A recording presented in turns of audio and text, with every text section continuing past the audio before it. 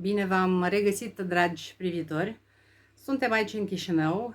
Astăzi vă invit la rubrica Ochiul Inteligent, ediția cu numărul 75 și vom vorbi, desigur, despre ceea ce se întâmplă în regiune, în Republica Moldova și în lume în general. Ultima ediție pe care am înregistrat-o a fost consacrată mai cu seamă războiului de 12 zile a Israelului împotriva Iranului. Acest război se pare că a luat sfârșit și atât Trump cât și, în general, administrația de la Casa Albă au anunțat că au distrus arsenalul nuclear al Iranului și că pericolul ca Iranul să devină peste noapte țară posesoare de armament nuclear a fost înlăturat. Desigur că există și alte informații care vin din alte surse, care se bat cap în cap și spun că, de fapt,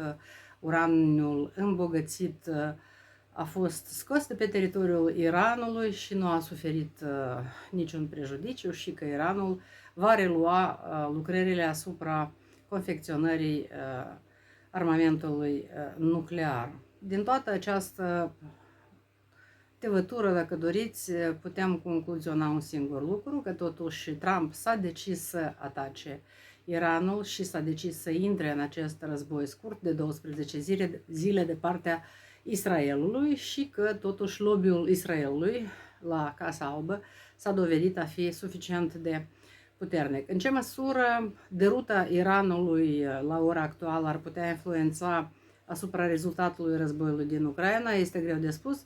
În orice caz, la ora actuală, șahedurile pe care înainte le importa Rusia din Iran, astăzi sunt fabricate pe teritoriul Rusiei, în anumite uzine, unde, din Tatarstan mai cu seamă și nu doar, unde rușii la ora actuală utilizează munca forțată a adolescenților și munca africanilor, oricât ar părea de straniu. Rușii recrutează africance în țările Africii pentru a le asigura într-un fel un loc de muncă și ei sunt folosiți ca forță de muncă pentru asamblarea și confecționarea acestor șaheduri. La ora actuală, din sursele deschise, aflăm că Rusia importă din Iran doar praful de pușcă. Prin urmare, deruta în rezultatul acestui război nu va influența prea puternic asupra arsenalului pe care îl are Rusia la ora actuală și potențialului său economic pentru a susține mașinăria de război a Rusiei. Apropo de mașinăria de război a Rusiei, foarte multă lume desigur că își dorește oprirea acestui război, mai puțin regimul fascist de la Kremlin, pentru că este foarte greu pentru el să iasă din războiul pe care l-a inițiat la 24 februarie 2022.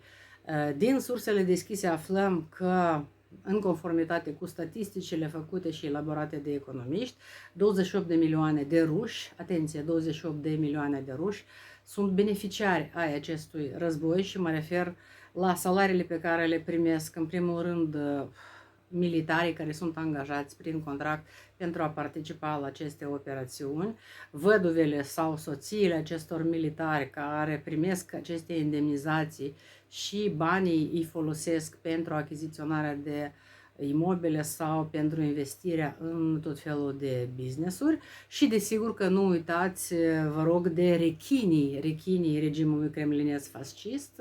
Este vorba de oligarhi care dețin active în tot felul de uzine care fabrică armament și se îmbogățesc triplu, quadriplu, quintiplu pe timpul acestui război și au tot interesul ca acest război să continue, pentru că între timp Rusia și-a pus economia, a pornit toate turațiile economiei de război și foarte multă lume beneficiază din această mașinărie de război. De ce va fi foarte greu ca acest război peste noapte să se termine și anturajul Kremlinului, anturajul regimului de la Kremlin, își dorește ca acest război să continue cât mai mult.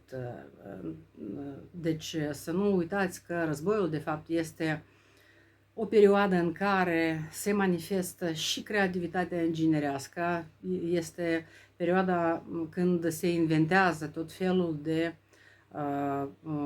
inovații în tot ceea ce înseamnă armament, utilizarea armamentului la ora actuală, cu atragerea inteligenței artificiale, dronele care devin practic starurile războiului modern. Vedem că Ucraina încheie pe bandă rulantă contracte cu întreprinderi militare din Marea Britanie, din Statele Unite ale Americii, din Dania, din alte țări ale Uniunii Europene pentru fabricarea acestor drone. Apropo, Ucraina a revenit la utilizarea dronelor Bayraktar, prin urmare o colaborare cu Turcia în acest sens cu siguranță că va fi pusă la punct.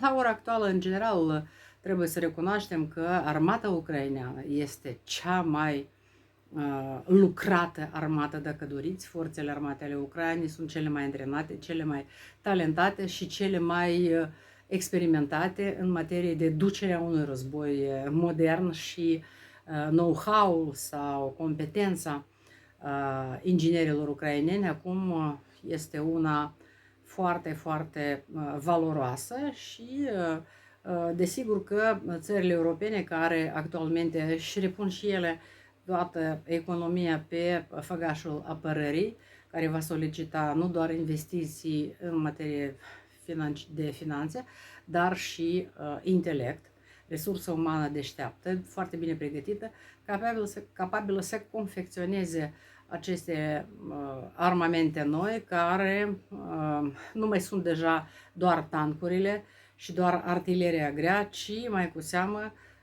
aceste drone, aceste invenții foarte, foarte deștepte, roboții care vor înlocui carne de tun, dacă doriți, pe câmpul de luptă. Chinezii deja au asamblat o dronă de mărimea unei albine. Vă imaginați o albinuță care vă zumză la ureche, pe iată, într-o bună zi, o astfel de dronă poate să apară și să vă distrugă. Este foarte periculoasă această cursă a înarmării care a demarat la scară internațională și, repet, așa cum am mai spus-o nu o singură dată, nu este venirea lui Trump cea care a resetat tot ceea ce înseamnă sistemul de drept internațional, sistemul de relații internaționale, geopolitice, ci acest război absolut nefast, un război toxic, un război de genocidare, de omor, de moarte pe care îl duce Rusia împotriva Ucrainei și acest război nu se va opri cel puțin atâta timp cât regimul de la Kremlin va sta în picioare și își va duce la sfârșit, la bun sfârșit, ceea ce și-a propus, și anume cucerirea întregii Ucraine și distrugerea Ucrainei, distrugerea ucrainenilor ca națiune, exterminarea lor. Este un regim fascist și eu consider că toți cei care susțin regimul de la Kremlin, care sunt favorabili acestui regim, care au un discurs public și politic pro-rus, ei susțin acest război și pot fi numiți apologeți ai fascismului rusesc, cel care astăzi cu siguranță a devenit pericolul numărul 1 pentru lumea civilizată, pentru că până la urmă războiul Rusiei împotriva Ucrainei este un război civilizațional. Eu vă invit pe cei care cunoașteți limba rusă să urmăriți documentarele filmate de televiziunea Freedom, care este o televiziune de stat ucraineană în limba rusă și care are pe post foarte, foarte multe filme documentare despre tot ceea ce înseamnă istoria Ucrainei, ce a fost Ucraina, cum a ajuns să fie Ucraina și aflăm că istoria Ucrainei este milenară, că de fapt prima Constituție este mult mai veche decât cea americană și sunt ucrainenii cei care au redactat prima Constituție și acolo s-a vorbit și despre drepturile omului și despre separația puterilor în stat și chiar despre politica gender, adică de egalitate între bărbat și femeie. Atunci când ne interesăm mai profund despre tot ceea ce înseamnă istoria Ucrainei, contribuția ei la patrimoniul civilizațional mondial, ne dăm bine seama cât de eronată și cât de manipulată este istoria însăși însăși Rusiei, pentru că ea a fost modificată și pe timpul Ecaterinei a II și a fost modificată și pe timpul lui Putin. Mereu au existat echipe de istorici care au șters din istorie cu buretele ceea ce trebuia să fie șters, s-au încercat chiar arderea arhivelor, în pofida faptului că unele din ele totuși au ajuns să fie consultate și făcute publice, dar istoria mai recentă, desigur că știți foarte bine ce a făcut Putin în ultimii 25 de ani. Istoria este magistră vitae, istoria este regina vieții, așa spuneau romanii, și da, putem afirma acest lucru, doar că istoria nu întotdeauna este scrisă corect, de cele mai deseori este scrisă cu sânge de biruitorii în marele războaie, dar să nu ne amăgim, să nu ne eludăm. Rusia a pierdut în ultimii 100 de ani toate războaiele pe care le-a început, pe toate le-a pierdut și cu siguranță va pierde rușinos și acest război împotriva Ucrainei, pentru că Ucraina are parteneri fiabili, Ucraina beneficiază de susținerea Uniunii Europene și Ucraina, nu uitați că a devenit foarte puternică ea însăși în acești 3 ani și jumătate de război. Ucraina are și ea industria sa de război pusă la punct. Ucraina a elaborat proiectele și a construit propriile sale rachete balistice și credeți-mă că și de croazieră, de asemenea, aceste rachete cu siguranță vor zbura către Moscova și cu siguranță Ucraina își va atinge și ea țintele în acest război, pentru că este un război pentru afirmarea libertății, demnității sale. Ucraina deja s-a afirmat ca un stat independent, ca o națiune slavă, demnă, liberă și independentă de cea rusească. Este bine ca și Republica Moldova să se plaseze de partea corectă a istoriei și în acest sens, desigur că astăzi, cum să nu vorbim despre concertul de ieri din Piața Mare Adunări Naționale. Ce a fost cu acest concert? A fost un concert electoral organizat de Renato Usate, un lider politic din Republica Moldova, un lider politic care a intrat în scena politică în 2014. Apropo de acel an 2014, eram deputat în Parlamentul Republicii Moldova și am sesizat Procuratura Generală atunci cu privire la finanțarea ilegală a partidului lui Renato Usate și Renato Usate, de fapt, care a apărut așa din neant, din senin, începuse să facă niște opere de binefacere pe la Bălți, împărțea pomene electorale. Noi ne-am mirat atunci, nimeni nu auzise cine era Renato Usate, dar de fapt era un... Deci el își spunea gastarbeiter, cumva om din diaspora venit din Rusia. El acolo în Rusia a făcut afaceri dubioase și mai cu seamă afaceri legate de sistemul de căi ferate rusești, deoarece el a fost însurat cu fiica șefului pe căile ferate din Rusia, iar lui Renato Usatu i-a revenit domeniul de restaurare, adică cafenele, baruri, restaurante în toate târgurile feroviare sau stațiile de tren din Rusia și pe seama aceasta a făcut bani, deci avea foarte mulți bani, inclusiv bani cash, și organiza concerte în 2014 la care arunca cu dolari în mulțime. Atunci am sesizat Procuratura Generală și am atenționat instituțiile statului referitor la această finanțare ilegală a partidului său. Pe atunci, Renato Usate a fost scos din cursa electorală și desigur că au intervenit tot cei de pe la tot felul de ONG-uri care spuneau, vai, unde este democrația în Republica Moldova? Eu, ca simplu profesor, mă gândeam, zic, cum e posibil ca un om care vine și aruncă cu bani în mulțime să ajungă politician și să fie și foarte popular, pentru că el organiza aceste concerte gratis la care deci împrăștia bani și dădea flori femeilor și nu știu ce.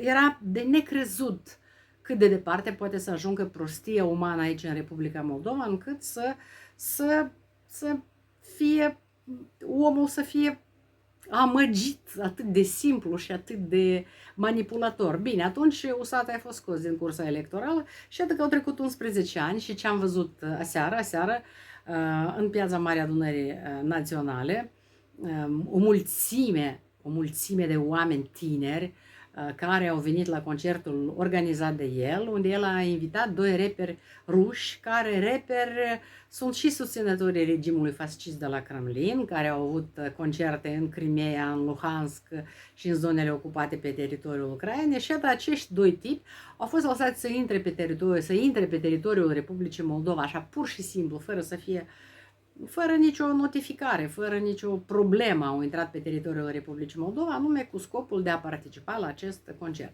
Și în legătură cu aceasta, întrebarea mea către instituțiile coercitive ale statului din Republica Moldova. Evgenia Guțul, bașcana Găgăuzii, care are acum un proces, un dosar penal pe subiectul finanțării ilegale a partidului și afilierii sale la toată această gașcă criminală care este șor. I s-a citit sentința de 9 ani de pușcărie pentru finanțare ilegală și pe de altă parte îl avem pe Renato Usatăi, care face concert în Piața Mare Adunării Naționale, care invită artiști ruși sprijinători ai regimului lui Putin și care are bani nu știu de unde pentru astfel de concerte, nimeni nu-i cere socoteală, dar el este politician, este lider politic, prin urmare el este pasibil legislației actuale cu privire la finanțarea partidelor, deci de el nu se leagă nimeni și răspunsul la această întrebare poate fi doar unul. Probabil că PAS și Maia Sandu speră să facă o coaliție în viitorul Parlament la toamnă dacă partidul lui Usatăi trece în Parlament, dacă este votat. Și acum eu zic dacă este votat, dacă va fi ajutat în continuare de PAS, așa cum a fost ajutat ieri în Piața Mare Adunării Naționale, păi Usatăi cu siguranță că trece pragul și o să avem și o coaliție PAS și cu partidul lui Usatăi. Dar dacă Usatăi nu trece, nu face pragul la parlamentare, credeți-mă că PAS va face coaliție cu cei din Alternativa și vom vedea pe Vania Ceban și pe Marc Caciuc dând mâna cu Maia Sandu. Până la urmă, care e diferența? Ea a dat mâna și cu Greceanu și cu Dodon, acum va da mâna cu Ceban și cu Caciuc. Acum toată protipendada asta de partide stataliste pentru mine au exact aceeași față. Pentru că PAS, având 63 de deputate în Parlamentul Republicii Moldova, 4 ani de zile, pe parcursul acestor 4 ani de zile, a demonstrat că nu se deosebește cu nimic și prin nimic de alte partide stataliste moldoveniste. O vedem pe Maia Sandu insistând în continuare asupra termenilor Moldova, moldovean, moldoveni și așa mai departe. Deci nu cetățean al Republicii Moldova, nu cetățeni moldoveni, nu români, Doamne ferește, că ea acum merge prin diaspora și se gândește cu moldovenii din Polonia, cu moldovenii din Marea Britanie, cu moldovenii din Italia. De parcă moldovenii din Italia nu tot români sunt, că sunt cu pașapoarte românești în regulă. Această terminologie foarte frustrantă pentru mine și supărătoare este în continuare utilizată de toți pasiștii și așa vorbește și Dodon, așa vorbește și Caciuc, așa vorbește și Vania Ceban. Deci pentru mine sunt toți de o mamă. Plus că în acești 4 ani de zile PAS nu a diminuat prezența rusească în Republica Moldova. Uitați-vă ce s-a întâmplat în săptămâna aceasta între Azerbaidjan și Rusia, în Ekaterinburg, care este un oraș îndepărtat de Moscova, este undeva în provincie. A avut loc un raid organizat de administrația locală asupra diasporei azere. Trebuie să știți că diaspora caucaziană în Rusia este foarte puternică, plus că Rusia, în general, această federație de autonomii este una făcute pe baza etniilor de pe teritoriul Rusiei. Sunt foarte mulți subiecti, sunt vreo 89 de subiecti de autonomie, subiecti de autonomie etnică pe teritoriul Rusiei și caucazienii sunt foarte prezenți în orașele mari, la Moscova, Sankt Petersburg, sunt cu preponderență comercianți și iată că la Ekaterinburg administrația locală a făcut un raid asupra diasporei azere și în cadrul acestui raid doi frați au fost omorâți și corpurile lor au fost transmise rudelor, deci în Azerbaidjan, și s-a constatat că ei au fost și torturați de poliția sau mă rog, alte reprezentanții instituțiilor coercitive rusești și pe fundalul acestui conflict, pentru că este un conflict, Azerbaidjanul desigur că și-a prezentat nemulțumirile sale. Ce s-a întâmplat? S-au întâmplat următoarele. Aliyev a zis că de la 1 septembrie închide toate școlile rusești și că educația în școlile și instituțiile educaționale din Azerbaidjan se va face doar în limba azeră. Această decizie, și sigur că a fost închis Centrul Cultural Rusesc, deci s-a pornit o ofensivă foarte decisivă împotriva tot ce este rusesc. Este o lovitură dată regimului de la Kremlin pentru că Aliyev poate să-și permită această ofensivă datorită prieteniei sale cu Erdogan. Kremlinul crede că și el este mare prieten cu Erdogan, dar deocamdată, desigur că Turcia ajută Rusia pentru a-i sprijini inițiativele de ocolire a sancțiunilor Occidentului împotriva Rusiei, dar în acest conflict între Rusia și Azerbaidjan deloc nu trebuie să ne întrebăm partea cui va ține Erdogan. Erdogan va ține partea Azerbaidjanului, pentru că Aliyev și-a fortificat poziția sa de președinte și lider al Azerbaidjanului, mai cu seamă după ce a rezolvat problema Karabahului de Munte. A rezolvat-o foarte inteligent, cu puterea armei, a pregătit această operațiune pe parcursul mai multor ani și acum Aliyev este erou național la el în țară. Prin urmare, tot ce va face el acum împotriva relațiilor sale cu Rusia va fi susținut 100% de proprii săi cetățeni. Regimul de la Kremlin este într-o poziție foarte jenantă pentru că la ora actuală nici Pașinian nu este foarte, foarte mare prieten Rusiei. Pașinian a reluat dialogul cu Uniunea Europeană. Armenia reafirmă atașamentul său față de parcursul european și plus Pașinian a avut și el întâlnire cu Erdogan și acea dispută între Turcia și Armenia care mereu desigur că se ridică la acel an fatidic 1915 când circa 1.500.000 de armeni au fost exterminați de către turci. Uite că Pașinian totuși reușește diplomatic să reia dialogul cu Turcia și Armenia și Azerbaidjan, într-un fel, se îndepărtează de Rusia.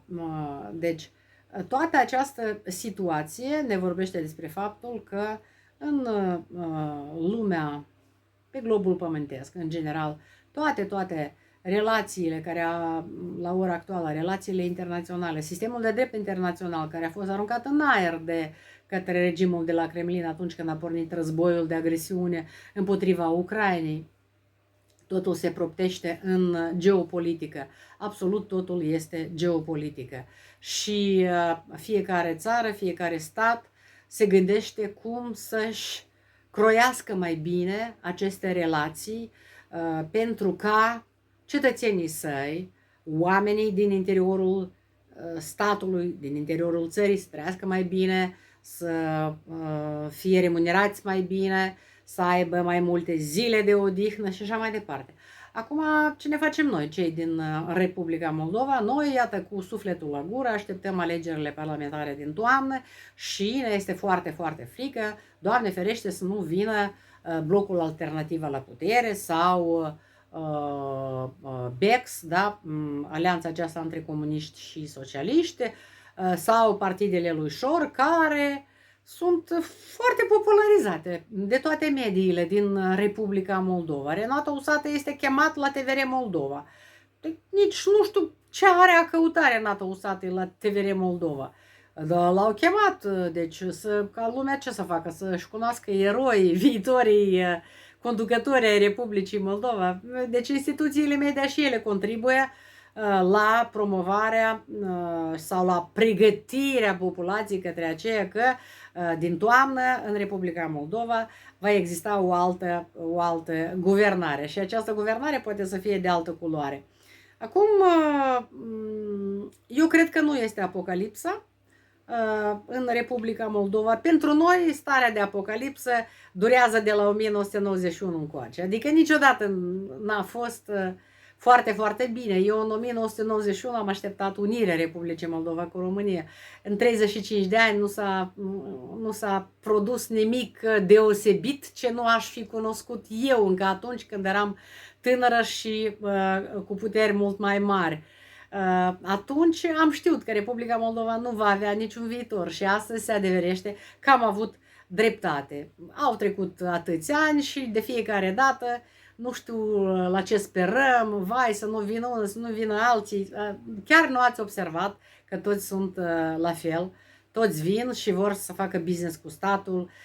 Uniunea Europeană ne dă 1 miliard și 900 milioane de euro. Sunt bani enormi pentru realitățile Republicii Moldova și de fapt bătălia la toamnă se va da pentru acești bani. Cine va pune mâna pe ei? Pentru că eu nu cred nici în integritatea, nici în onestitatea celor din PAS. Ei procedează exact așa cum a procedat Plahotniuc, exact așa cum a procedat Filat, cum a procedat Voronin. Deci politica în Republica Moldova is just business.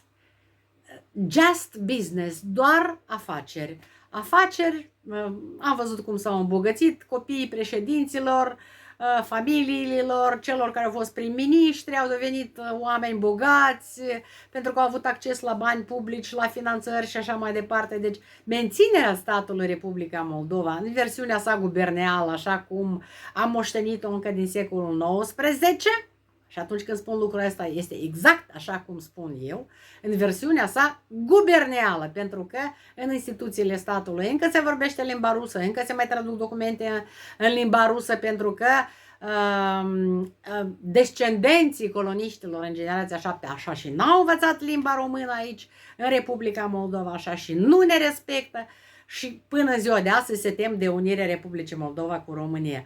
Păi asta trebuie să facem, asta trebuie să realizăm, unirea Republicii Moldova cu România până în frontiera controlată administrativ pe Nistru. În caz contrar, noi vom continua să ne bălăcărim exact așa cum ne bălăcărim de 34 de ani, de la independența încoace, tot sperând că va veni cineva, că ne va aduce pe tavă ceva, nu știu ce, graalul fericirii, fructul iubirii și așa mai departe. Să nu fim naivi, Republica Moldova în versiunea sa guberneală, nimic nu se va schimba aici la toamnă, oricine va fi cel care va deține frâiele puterii, oricum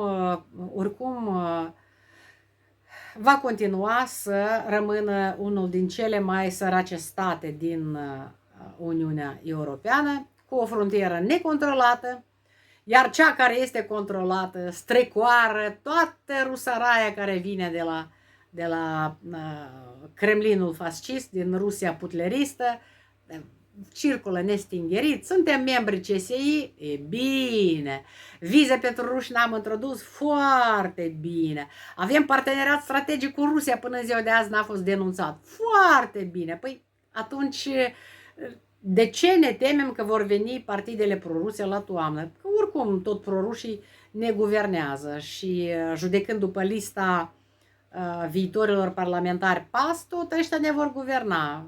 Vin tot aceia care au spus că la Nistru a fost un război civil, s-au bătut cetățenii moldoveni cu cetățenii moldoveni, au dat mâna cu Lavrov, s-au instruit la Moscova. Păi nu e, deci nu e. Unde nu apeși, prin poșghița foarte subțire de așa zis pro-european,